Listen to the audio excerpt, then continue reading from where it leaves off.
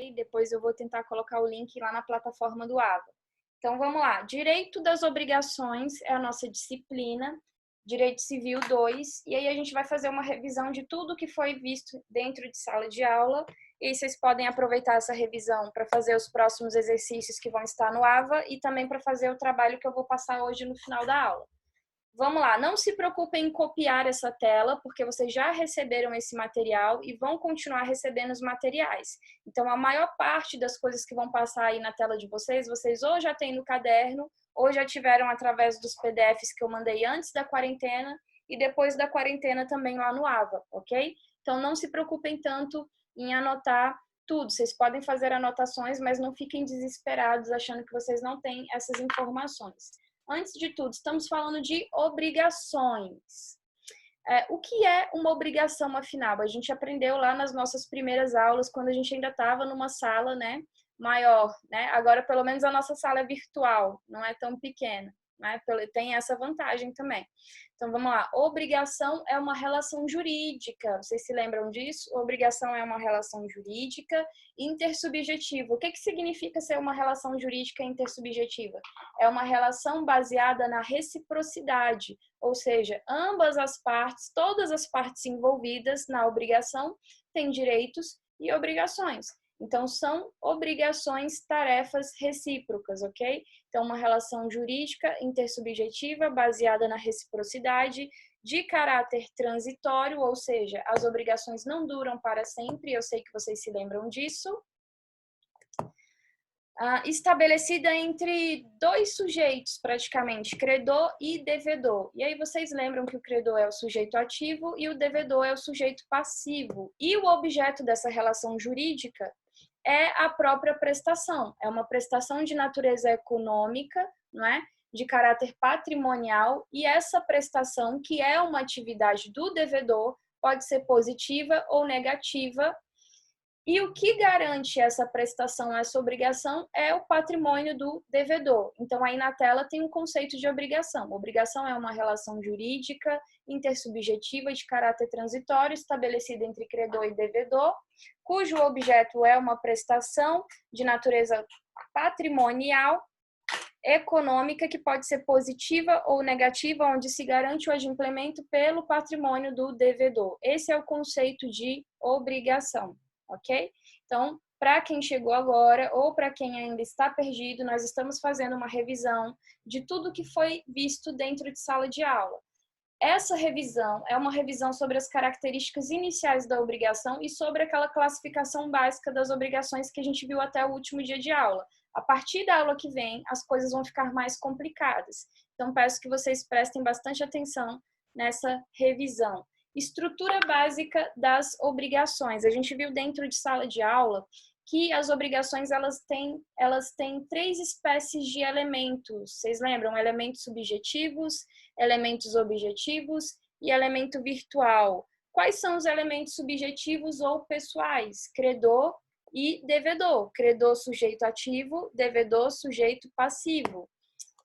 E nós temos os elementos objetivos, ou também chamado de materiais. Quem são os elementos materiais ou objetivos? A própria prestação, que é o objeto imediato da obrigação, é a atividade de dar, fazer e não fazer. E o bem da vida posto em circulação jurídica, que é o objeto mediato ou indireto da obrigação. E a gente tem também o elemento virtual, que é o vínculo jurídico entre as partes. Então, essa é a estrutura de uma obrigação. Uma obrigação tem três tipos de elementos: os elementos subjetivos, que são as pessoas envolvidas, os credores, os devedores, os elementos objetivos, que são os elementos materiais, que é a própria atividade do devedor, que é a prestação, e o próprio bem da vida discutido nessa relação. Pode ser o carro, a casa, o dinheiro, enfim. E o elemento virtual, que é o vínculo jurídico que liga as partes, ok? A gente aprendeu que obrigações, né? Esse termo obrigações é sinônimo de outro termo, que é o termo dos direitos pessoais. Então, obrigações é sinônimo de direitos pessoais. Tem muita gente que se confunde quando chega nesse tópico que a gente diferencia direitos reais e direitos pessoais. Algumas pessoas não conseguem entender por que a gente está falando de direito pessoal. A gente está falando de direito pessoal porque direito pessoal é sinônimo de obrigação, tá? Direito de crédito.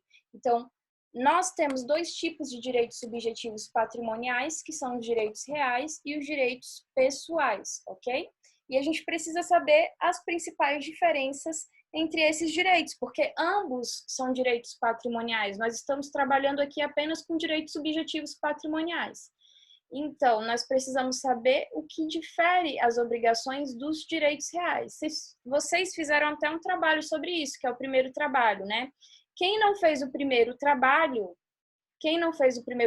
como eu disse, hoje o prazo será reaberto até o dia 30 de abril. Então, aproveita essa parte da revisão, porque, se eu não me engano, essa é uma das questões do primeiro trabalho, né? Diferencie os direitos reais dos direitos pessoais. Não tenho certeza, mas acho que essa é uma das questões do primeiro trabalho. Então, prestem atenção aí. Principais diferenças entre direitos reais e direitos pessoais. Isso cai muito na OAB também, tá? Então, direitos reais é uma relação jurídica entre uma pessoa e função de uma coisa. Já os direitos pessoais, que são os obrigacionais que nós estamos discutindo aqui nessa aula, são relações jurídicas entre pessoas, ou seja, entre credor e devedor. Lá nos direitos reais, né, a gente não tem um sujeito passivo determinado, a gente tem um sujeito passivo universal. Aqui no direito das obrigações, a gente tem um devedor determinado, ok? Isso é muito importante porque no quinto semestre vocês vão estudar direitos reais e aí vocês vão ter que lembrar disso. Então, lá nos direitos reais que vocês vão ver no quinto semestre, a gente trabalha com o princípio da publicidade, tradição e registro. Aqui no direito obrigacional, nos direitos pessoais que nós estamos estudando esse semestre, nós trabalhamos com a autonomia das partes. As partes têm autonomia para desenvolver as relações e consolidar as relações da forma que elas quiserem, não necessariamente através de registro, por exemplo. Lá nos direitos reais que vocês vão aprender no quinto semestre, o rol é taxativo, só é direito real aquilo que está previsto em lei. Aqui nos direitos pessoais, no âmbito das obrigações, a gente não tem essa taxatividade. Então, você pode ter contratos de diversos típicos, contratos atípicos, contratos que não estão previstos na lei, porque aqui a gente trabalha com a autonomia da vontade das partes, ok? Lá nos direitos reais, que vocês vão ver no quinto semestre, a própria coisa responde pelas dívidas da relação jurídica. É o direito de sequela, não é? Aqui no direito das obrigações ou nos direitos pessoais, o que garante o adimplemento da obrigação? É o patrimônio do devedor. Enquanto nos direitos reais a dívida segue a coisa, aqui nos direitos pessoais a dívida persegue o patrimônio do devedor, ok? Essa é uma característica fundamental. Lá nos direitos reais do quinto semestre, eles têm um caráter permanente, enquanto as obrigações, elas têm um caráter transitório. Elas normalmente têm dia e hora para terminarem, ok? O instituto típico lá dos direitos reais que vocês vão aprender em breve no quinto é a propriedade, e o instituto típico aqui dos direitos pessoais obrigacionais é o próprio contrato. Só um feedback aqui. Vocês estão me ouvindo bem? Tá tudo certo aí? Tudo certo? Sim. Tudo certo. Nada errado? Não. Então, daqui a pouco eu vou abrir para vocês tirarem as dúvidas de vocês. Vamos continuar aqui com a nossa revisão. A gente está falando ainda das questões iniciais da nossa disciplina, tá? Das questões introdutórias. Então, professora, existem dois tipos de direitos patrimoniais, né? Os subjetivos patrimoniais, os reais e os obrigacionais. Os obrigacionais nós estudamos agora, no terceiro semestre, e os reais nós vamos estudar no quinto semestre. Ok, a gente já entendeu que são coisas diferentes, mas a gente viu em sala de aula que existe uma zona de confluência, uma zona mista, uma zona entre os direitos reais e os direitos obrigacionais, e algumas coisas ficam no meio, não é? Algumas coisas são indefinidas, algumas coisas têm características de direitos reais e, ao mesmo tempo, características de direito obrigacional ou direito pessoal. Então, dentro dessa diferenciação entre direitos reais e direitos pessoais, existem obrigações mistas ou simbióticas. Por isso que é importante a gente lembrar a diferença entre direitos reais e direitos obrigacionais, para dizer que, apesar dessa diferença, existem institutos jurídicos que estão no meio dessa diferença, que ao mesmo tempo possuem características de direitos reais e de direitos obrigacionais, também chamados de pessoais. Então, são coisas que ao mesmo tempo são direitos reais e também são obrigações. E aí a gente citou os principais exemplos em sala de aula. Eu dei o exemplo para vocês das obrigações proprio terreno e da obrigação com eficácia real. Então, as obrigações proprio terreno são aquelas obrigações que seguem a coisa e não a pessoa, apesar de serem prestações, apesar de serem obrigações. Então, por exemplo, dívidas de IPTU, dívidas de condomínio, são obrigações? São. Então, em tese, estariam no âmbito das obrigações. Mas, ao mesmo tempo que são obrigações, também têm características de direitos reais, porque nesse tipo de obrigação, a dívida vai seguir a coisa e não a pessoa. Então, nesse tipo de obrigação, por exemplo, de IPTU, de taxa condominial, a dívida não vai perseguir o patrimônio do devedor que ficou devendo esse condomínio, que ficou devendo esse IPTU. A dívida vai seguir a coisa, a dívida vai seguir a própria casa, o próprio imóvel.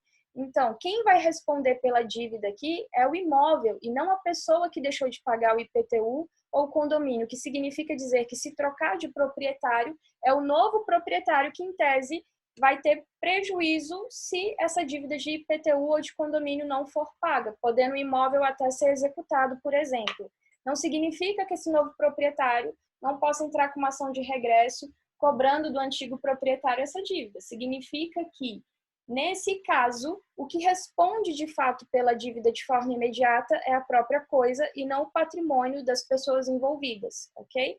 Já a obrigação com eficácia real, que é outro exemplo de obrigação mista ou simbiótica, é aquela que nasce como uma obrigação, nasce como contrato, por exemplo. Então, em tese, estaria aqui no âmbito da nossa disciplina, obrigações, e no âmbito da disciplina de contratos, porém, também tem um elemento de direito real, porque apesar de ter nascido como uma prestação, como uma obrigação, é levada a registro pela vontade das partes para ter eficácia contra terceiros. Uma coisa que eu acho que passou batido no slide anterior que eu estava falando.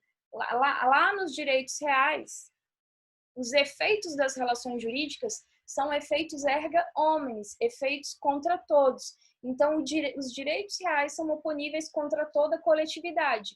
Aqui, nas obrigações, onde nós estamos estudando no terceiro semestre, os efeitos são apenas entre as partes. Então, por que a obrigação com eficácia real é uma obrigação mista? Por que ela está no meio dos direitos reais e dos direitos pessoais? Porque, apesar de ela ser uma obrigação, ela tem eficácia contra terceiros porque ela foi levada a registro para que terceiros fiquem sabendo daquele direito que está previsto naquele título, como, por exemplo, o direito de preferência em virtude de contrato de aluguel.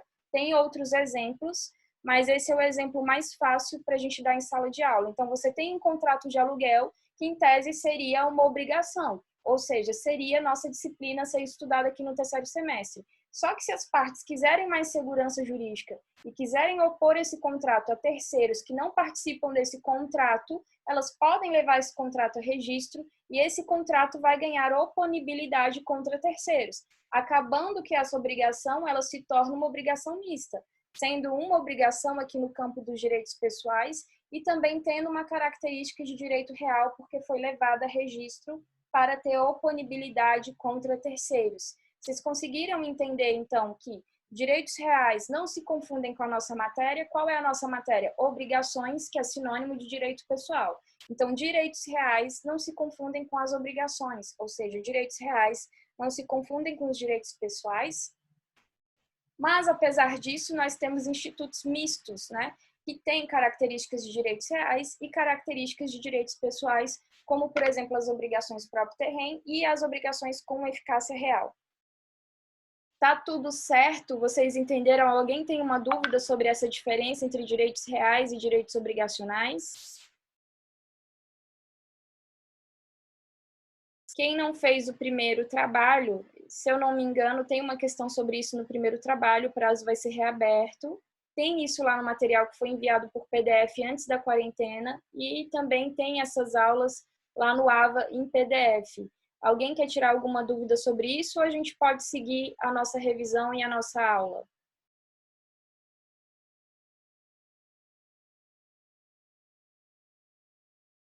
Tá tudo certo? Então eu vou seguir. Ninguém está falando nada. Perdi o chat aqui. Tá tudo certo, né? Vou seguir então. Gente, vocês estão aí? Vocês não me deixaram sozinha, né? Porque Sim, sim, sim. a maioria de vocês não tá com o vídeo ligado. Eu nem sei se vocês estão aí ainda. Eu tô. Estamos aqui, professora. Ah, então tá bom. É porque dá trabalho para ficar respondendo, que aí você tem que apertar o botão aqui, aí se ninguém responder, a senhora segue. Eu entendi. Tá bom. E por que ninguém colocou o vídeo aí? Vocês ainda estão de pijama? Eu estou de pijama, professora, já Eu não levanta tenho pronta para câmera, aula. não. Vamos assustar se ligar o vídeo. Ah, meu Deus. Então vamos continuar. Ó, faltam 7 minutos para essa reunião cair, porque tem um tempo de 40 minutos. Como eu disse, eu vou mandar o link novamente para o William e aí vocês entrem de novo. Eu sei que é chato, mas é algo que a gente está tendo que passar agora, né, em virtude das circunstâncias do coronavírus, que eu espero que passe em breve. Vamos lá, então. Fontes das obrigações. Eu não vou cobrar isso nas avaliações de vocês, ok? E isso também não costuma cair tanto assim na OAB e nas provas de concurso, mas é interessante saber. Pode ser que caia, mas vai cair de forma bem rasa, apenas como está aí nesse slide. Quais são as fontes das obrigações? Primeiramente, a fonte de toda disciplina do direito, a fonte primária, eu acho que vocês já estão carecas de saber que a fonte primária é a lei, não é? Então, a fonte primária de basicamente todo o direito é a lei, e aqui nas obrigações não é diferente, a fonte primária das obrigações é a lei. Mas a gente também trabalha com os contratos, que é o principal instituto da nossa disciplina, então é muito importante que vocês aprendam obrigações para os próximos semestres. Vocês vão utilizar tudo que nós estamos aprendendo aqui para o próximo semestre de contratos. Então, se vocês entenderem todos os conceitos básicos aqui de obrigações, assim como vocês deveriam ter entendido todos os conceitos básicos de negócio jurídico, vocês vão chegar no semestre que vem melhores. Não só no direito civil, mas também lá no 7º semestre, quando vocês estiverem estudando, 7º não, acho que é o 8º, que vocês estudam execução, vocês vão precisar saber essas coisas que a gente está estudando aqui. Então, os contratos são o principal instituto das obrigações, não é? Os atos lícitos, que geram o dever de indenizar, os ilícitos, desculpa. Então, se você causa um ato ilícito para alguém, surge aí uma responsabilidade civil, que não se confunde com a obrigação, como a gente já viu, mas, apesar de não se confundir com uma obrigação, está relacionada a uma obrigação. Então, por exemplo, se você está dirigindo e você bate no carro de alguém, isso é um ato ilícito. E aí eu não estou falando de um ilícito penal, estou falando de um ilícito civil. Você causou um dano a outra pessoa, ainda que você não tenha agido com essa intenção. Então, você bateu no carro de outra pessoa, você praticou um ilícito civil, então nasceu para você o dever de indenizar essa pessoa pelo dano que você causou.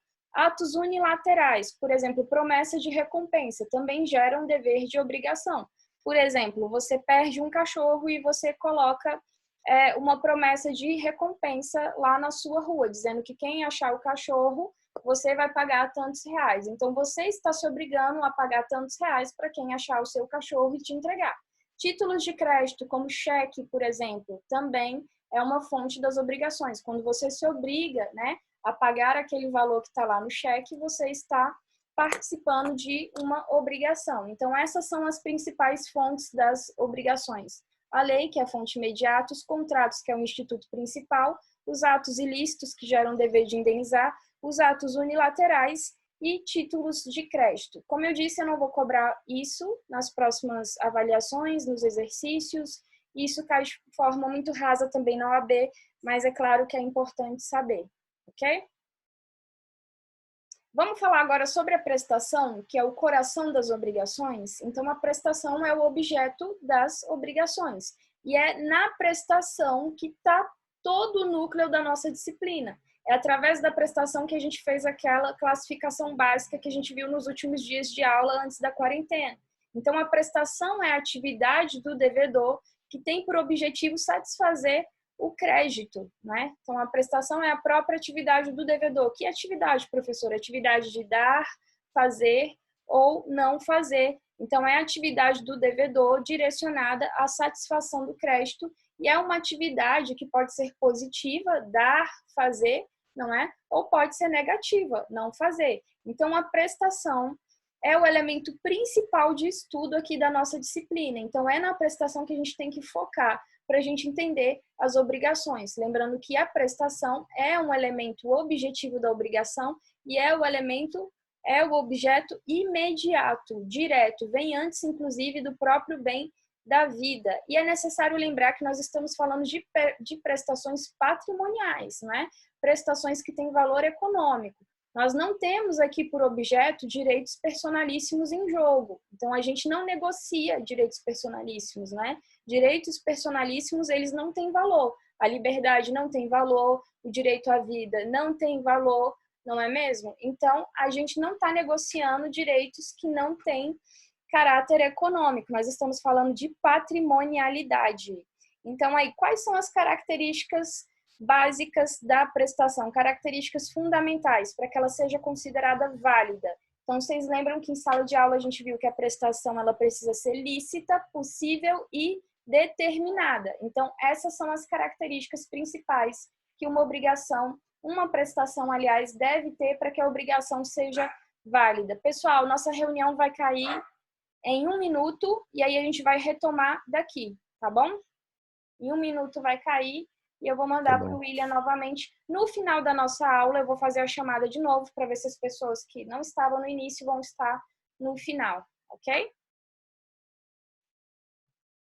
Vai cair, eu peço paciência. Eu vou mandar o link novamente para o William. Só um minutinho que a gente já volta.